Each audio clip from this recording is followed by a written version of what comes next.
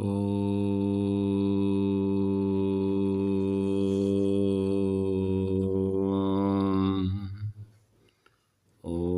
सहना भवतु सहनौ भुनक्तु सह वीर्यं कर्वावहै तेजस्विनावधीतमस्तु मा विद्विषावहै।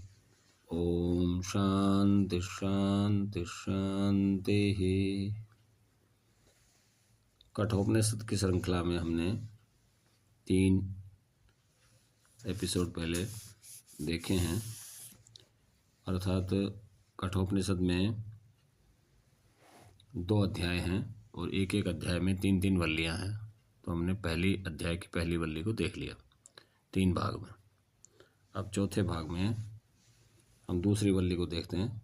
तो दूसरी वल्ली को शुरू करने से पहले कल जो हमने अंतिम में देखा था, अंतिम जो 29वां मंत्र था पहली वल्ली के पहले भाग का, मैंने यूँ कहें कि पहले अध्याय की पहली वल्ली का 29वां मंत्र था। यस्मिन् निदं विचिकित्सन्ति मृत्यो यत् सांप्राये महति ब्रूहि नस्तत् योऽयं वरो गूढ़म् अनुप्रविष्टो नान्यं तस्मान् नचिकेतो वृणीते।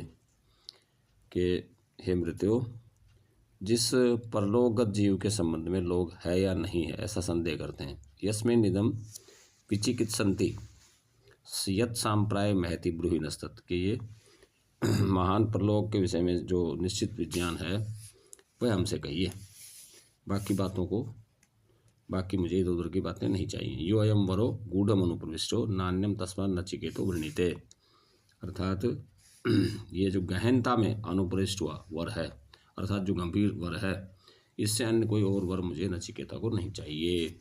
ऐसा कह के उसने जितने लोग लालच दिए थे उन सबसे मना कर दिया। और आचार्य भी यही चाहता था, आचार्य ने भी उसकी परीक्षा लेने के लिए ही ये सारे बातें कही थी कि कुछ और पाने की इच्छा हो तो फिर उसको आत्मज्ञान समझ में नहीं आता, इसलिए आत्मज्ञानी की परीक्षा लेने के लिए ही ये सब बातें की गई थी। तो परीक्षा में नचिकेता उत्तीर्ण हुए। इस प्रकार शिष्य की परीक्षा कर और उसमें विद्या ग्रहण की योग्यता जानकर यमराज ने कहा, अन्यत् श्रेयो अन्यत् उत एव प्रेयः ते उभे नानार्थे पुरुषं सिनीतः तयोः श्रेय आददानस्य साधु भवति हीयते, अर्थात ये प्रेयो वृणीते। अर्थात श्रेय और है, प्रेय और है, और दोनों विभिन्न प्रयोजन वाले होते हुए ही पुरुष को बांधते हैं। अन्यत् श्रेयो अन्यत् उत एव प्रेयः ते उभे नानार्थे पुरुषम सिनीता, उन दोनों में से श्रेय को ग्रहण करने वाला, तयो श्रेय आददान से साधु भवति, उनमें से जो श्रेय का जो ग्रहण करता है उसका तो कल्याण होता है। और हीयते, अर्थात ये प्रेयो वृणीते, वो असल जो अर्थ है, अर्थ असली जो प्रयोजन है उससे वो छूट जाता है, उससे वो गिर जाते हैं जो प्रेय का वर्णन करते हैं, प्रेय का वर्ण करते हैं। अर्थात 2 रास्ते बता दिए, एक श्रेय मार्ग है, एक प्रेय मार्ग है। श्रेय मार्ग का जो चयन करते हैं उनका तो कल्याण है, और जो प्रेय मार्ग का चयन करते हैं वो मुख्य जो तात्पर्य है उससे वो पीछे रह जाते हैं, एक प्रकार से वो सेकंड नंबर पे रहेंगे, वो उनको टॉप चीज़ नहीं मिलती। टॉप चीज़ मुक्ति है, और मुक्ति के लिए हमको प्रेय का वर्णन करना चाहिए, हमको श्रेय का वर्णन करना चाहिए, प्रेय का वर्णन नहीं करना चाहिए। प्रेय माने जो शुभ कर्म है उसको कह रहे हैं प्रेय, और श्रेय माने जो निष्काम कर्म है उनको श्रेय कहा जा रहा है। श्रेय और प्रेय 2 प्रकार के जो विभाग किए हैं हमारे उपनिषदों के, मुख्य रूप से ये 2 विभाग किए गए हैं, एक श्रेय मार्ग, एक प्रेय मार्ग। और तीसरे जो इनसे आगे के जो तीसरा मार्ग है या चौथा मार्ग है वो तो फिर मार्ग में काउंट नहीं होते, वो तो जीना मरना है। जो बहुत उत्तम शुभ कर्म करते हुए, सकाम कर्म करते हुए जिनको स्वर्ग आदि का फल मिलता है उसका नाम तो प्रेय मार्ग है, और जो निष्काम कर्म करते हुए मुक्त होते हैं आगे जन्म मरण से, उनका जन्म मरण की समाप्ति हो जाती है, उसको श्रेय मार्ग का है। तो आगे कह रहे हैं, श्रेयश्च प्रेयश्च मनुष्यम एतः तौ संप्रीत्य विविनक्ति धीरः श्रेयो हि धीरो अभिप्रेयसो वृणीते प्रेयो मंदो योगक्षेमात् वृणीते। कहते हैं कि श्रेय और प्रेय ये दोनों परस्पर मिले हुए से होकर एक जैसे से ही लगते हैं, जो दूर से देखते हैं तो इन पर जब पूर्ण विचार करते हैं तो बात समझ में आती है। तो ये दोनों मिले हुए से ही मनुष्य के पास आते हैं। उन दोनों को बुद्धिमान पुरुष भली प्रकार विचार कर अलग अलग करता है। श्रेयश्च प्रेयश्च मनुष्यम एतस्तौ संप्रीत्य विविनक्ति धीरा, विचार करके ही उसको धीर पुरुष जो है अलग अलग करता है। श्रेय धीरो अभिप्रेयशो वृणीते, विवेकी पुरुष प्रेय के सामने श्रेय को ही वर्ण करता है। और जो मंद बुद्धि लोग हैं, किंतु जो मूढ़ लोग हैं अर्थात जिनको ठीक ठीक ज्ञान नहीं है, वो योगक्षेम क्षेम के निमित्त से प्रेय को वर्ण करते हैं। योगक्षेम मतलब जीवन को सुंदर तरीके से कैसे चलाना है, उसको योगक्षेम करें। योग जो नहीं प्राप्त है उसकी प्राप्ति के लिए, और क्षेम माने जो प्राप्त है उसकी रक्षा के लिए। तो ये दोनों मिले जुले से ही लगते हैं सामान्य रूप से। और सभी मनुष्यों में से जो बुद्धिमान मनुष्य हैं, विवेक की जो मनुष्य हैं, जो आत्मा और उसको अलग अलग देखते हैं, वो तो प्रेय का वर्णन करते हैं, फिर मैं उल्टा बोल गया, वो तो श्रेय का वर्णन करते हैं। और जो सामान्य बुद्धि के लोग हैं अर्थात जो धार्मिक प्रवृत्ति के लोग हैं, वे प्रेय का वर्णन करते हैं। फिर तीसरे मंत्र में कह रहे हैं कि सत्वम प्रिया प्रियान रूपांश्च कामान अभिध्यायन नचिकेतो अत्यस्त्राक्षी ही न एताम श्रृंकाम वित्तमयीम अवाप्तो यस्याम मज्जन्ति बहवो मनुष्याः। हे नचिकेता, उस तूने पुत्र वित्त आदि प्रिय और अप्सरा आदि प्रिय रूप भोगों को उनका असारत्व चिंतन करके त्याग दिया है। उसका असार समझकर इनको, उनमें कुछ सार नहीं है ऐसा जानकर तूने उनको त्याग दिया। और जिसमें बहुत से मनुष्य डूब जाते हैं। नेत श्रृंका वित्तमेव आप तो यश्याम मज्जन्ति बहवो मनुष्य, जिसमें अधिकतर लोग तो डूब जाते हैं, यानी उसी के लालच में आ जाते हैं। उन धन प्राया निंदित गति को तू प्राप्त नहीं हुआ। एक प्रकार से प्रशंसा कर रहे हैं कि हे नचिकेता, तूने बड़े बड़े प्रलोभनों को भी ठुकरा दिया, जिनमें सामान्य रूप से मनुष्य फंस जाता है। प्रिय वस्तुएं और प्रिय उनकी कामनाएं जो है उनको पूरा करने में ही मनुष्य डूब जाता है, लेकिन तू उसमें नहीं डूबा। तो फिर आगे कह रहे हैं कि दूरम एते विपरीतो विशुचि, उनमें से श्रेय को ग्रहण करने वाले उसका शुभ होता है, और जो प्रेय का वर्णन करता है वो स्वार्थ से मतलब मुख्य अर्थ से पतित हो जाता है।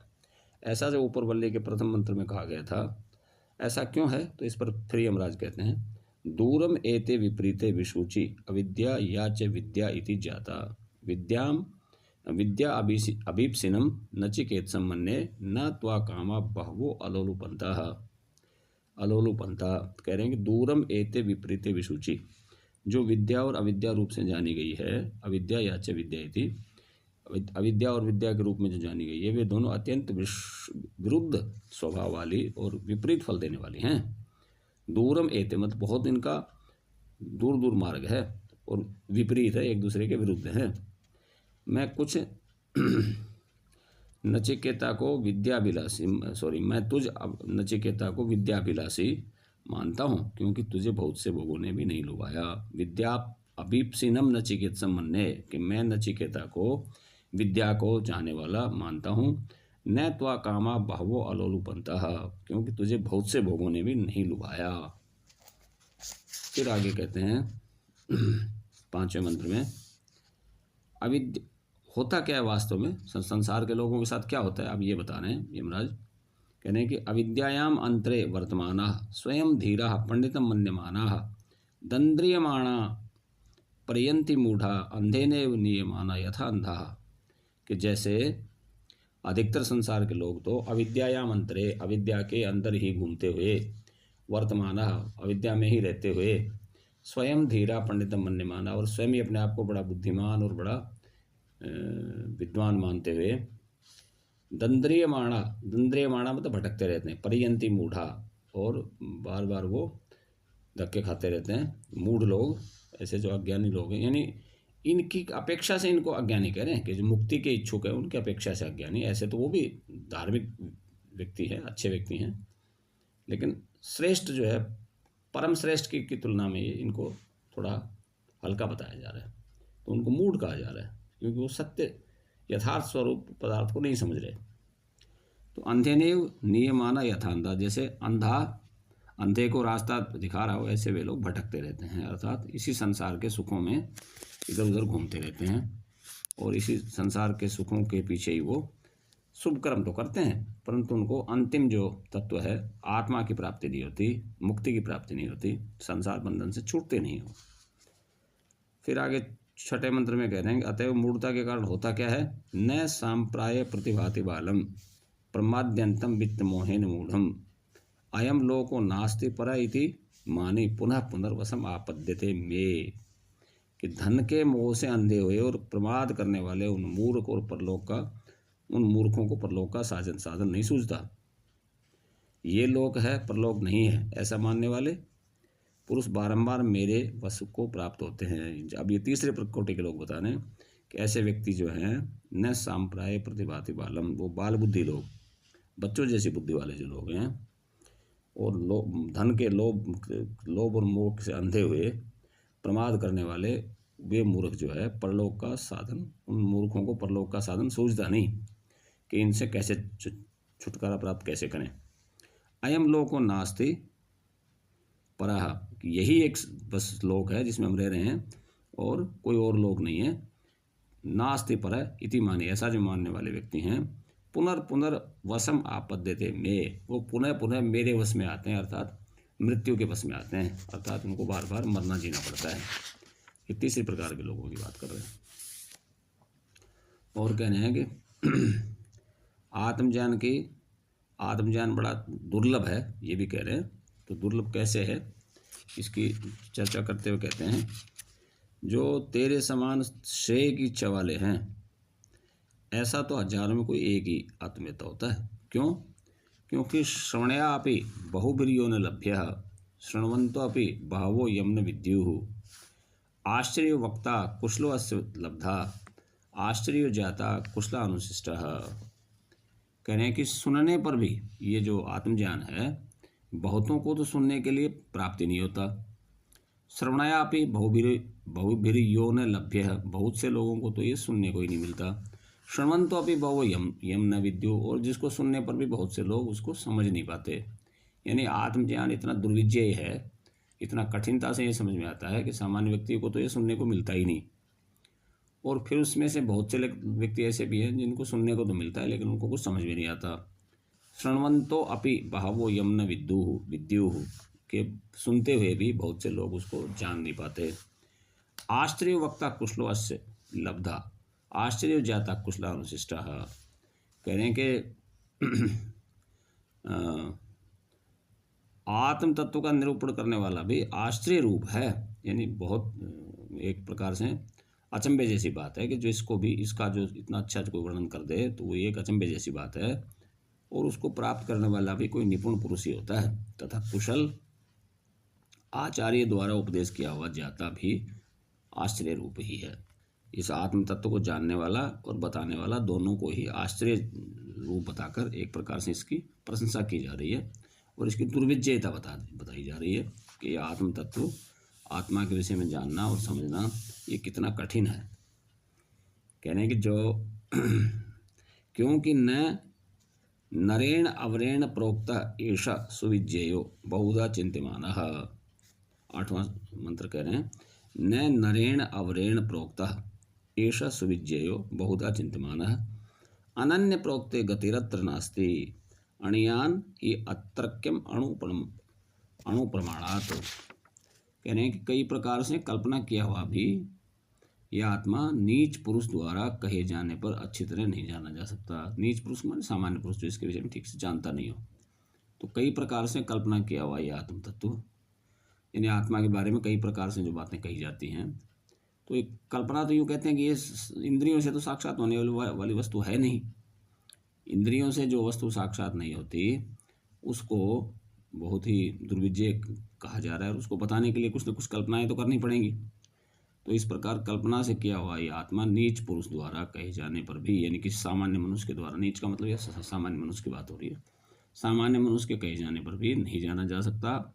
और अभेददर्शी आचार्य द्वारा उपदेश किए गए इस आत्मा में, अभेददर्शी कोई आत्मा हो जो आत्मा में भेद नहीं मानता हो, अस्ति नास्ति रूपी कोई गति नहीं है, इस आस्था में है या नहीं है, इस आत्मा में ऐसी कोई गति नहीं है, क्योंकि ये सूक्ष्म परिमाण वालों से भी सूक्ष्म और दुर्विजय है। यह आत्मा इतना सूक्ष्म है, गीता में भी कहा है कि ये आत्मा कैसा है, ये सूक्ष्मत्वात् अविज्ञेयम्, सूक्ष्म होने से इसको जाना नहीं जा सकता, ऐसा है ये आत्म तत्व। और फिर 9वें मंत्र में कह रहे हैं कि न एषा तर्केण मतिरापनेया प्रोक्ता अन्य नैव सुविज्ञानाय प्रेष्टः। कह रहे हैं कि न एषा तर्केण मतिरापनेया, हे प्रियतम, सम्यक ज्ञान के लिए शुष्क तार्किक से भिन्न शास्त्रज्ञ आचार्य द्वारा कही हुई वस्तु जिसे कि तू प्राप्त हुआ है, तर्क द्वारा भी प्राप्त होने योग्य नहीं है। न ऐसा तर्केण मतिरापनेया प्रोक्ता अन्येनैव सुविज्ञानाय प्रेष्टः। याम त्वम आपः सत्य धृतिर्बतासि त्वादृङ् नो भूया नचिकेत पृष्ठा। कहने की इस प्रकार की जो वस्तु के बारे में तर्क द्वारा प्राप्त होने की नहीं है, और ओहो तू कितना अच्छा है, तू बड़ा ही सत्य धारण करने वाला है। नचिकेता की प्रशंसा में कह रहे हैं कि तू सत्य को धारण करने वाला है। हे नचिकेता, हमें तेरे समान प्रश्न करने वाले प्राप्त हों, यानी इससे गुरु भी धन्य होता है ऐसे शिष्य को पाकर।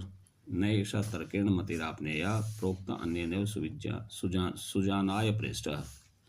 सुजानाय प्रेष्ट मतलब जो अच्छे से जानता हो और फिर वो कोई प्रस्तुत करे या उसके द्वारा पूछे कोई, तो ऐसा जो कोई शिष्य मिलता है वो बड़ा मुश्किल से मिलता है। हे प्रियतम, सम्यक ज्ञान के लिए शुष्क तार्किक से भिन्न, शुष्क जो तार्किक लोग हैं, तर्क के द्वारा बहुत मतलब ज्ञान विज्ञान की बातें करते रहते हैं, ऐसा जो शास्त्रज्ञ है, ऐसे आचार्य द्वारा कही हुई ये बुद्धि जिसे कि तू प्राप्त हुआ है, तर्क द्वारा प्राप्त होने योग्य नहीं है, क्योंकि ये तर्क से प्राप्त नहीं होते। लेकिन आह तो बड़ा ही सत्य धारण करने वाला है नचिकेता, हमें तेरे जैसा प्रश्न करने वाला प्राप्त हो।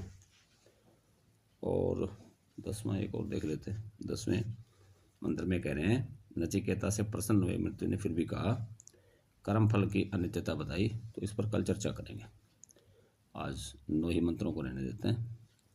तो 9वें मंत्र तक हमने देखा, और अब इस प्रकार से इसी आत्मा की आगे फिर चर्चा करेंगे कि कर्म फल की अनित्यता आदि आदि क्या है, क्योंकि विस्तार से बातें बतानी हैं और ऐसा तत्व है जो सामान्य रूप से जानने में नहीं आ सकता, इंद्रियों का विषय नहीं है। तो ऐसे दुर्विजय विषय को बताने के लिए तो लंबा थोड़ा सा प्रसंग को थोड़ा लंबा तो खींचना ही पड़ेगा। तो अभी यहीं पर इसको आज के अंक को हम विराम देते हैं। आप सभी को इस बात की मुझे आशा है कि आप लोगों को ये आपकी साधना में और ज्ञान वृद्धि में सहायक होगी। परमात्मा करे आप इसको ध्यानपूर्वक सुने और सुनकर फिर उस पर विचार करें, और किसी का कोई प्रश्न हो तो प्रश्न भी पूछा जा सकता है फ़ोन के माध्यम से या अन्य प्रकार से, जैसा भी आप पूछ सकते। इसको आप लोग मेरे चैनल को सब्सक्राइब कीजिए और साथ में इसको लाइक आदि भी करते रहिए। ओम शांति शांति।